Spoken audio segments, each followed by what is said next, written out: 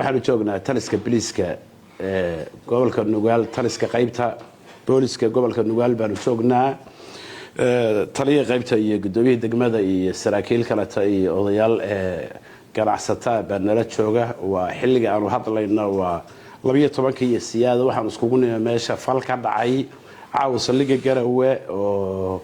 ilaahay uu noo sahlay sida wax u dhaceen iyo sida ay xaaladdu hadda ay tahay wax badan ay kala bedelan tahay falkaas wuxuu ku bilowday ciidanka booliska iyo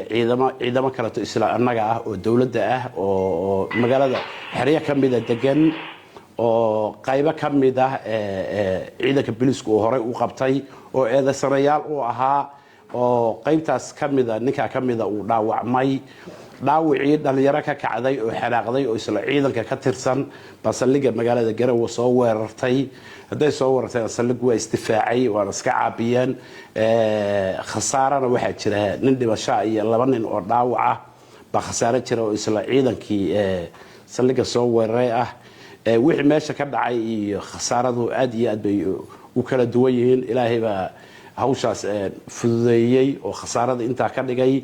ciidamadeen hadda dib u noqdaan xiriyahoodiiba ku noqdeen dhamaanna ciidanka daraawiishta ka tirsan yihiin ciidankaas waa ciidanka isla gobolka degan weeye oo ciidanka daraawiishta ah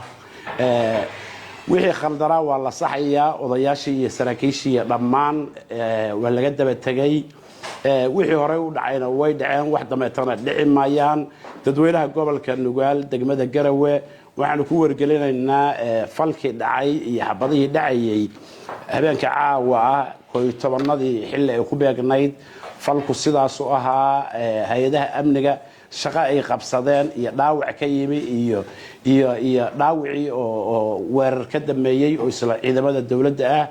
ayadina waa la xaliyay intaasana lagu xakameeyay ilaahayna intaasu ka dhigay wixii dabeetana dib baan u xakamaynayo mas'uuliyiintii ama heer daraawiishada ha noqoto ama heer police ha noqoto dhammaan waa la wada joogaa degmo iyo gobol iyo qaybna waa joognaa hawsha waa lagu jiraa gacan buuxdaan ku dhignay dadweynaha intaas u sheegaya wabillahi tawfiiq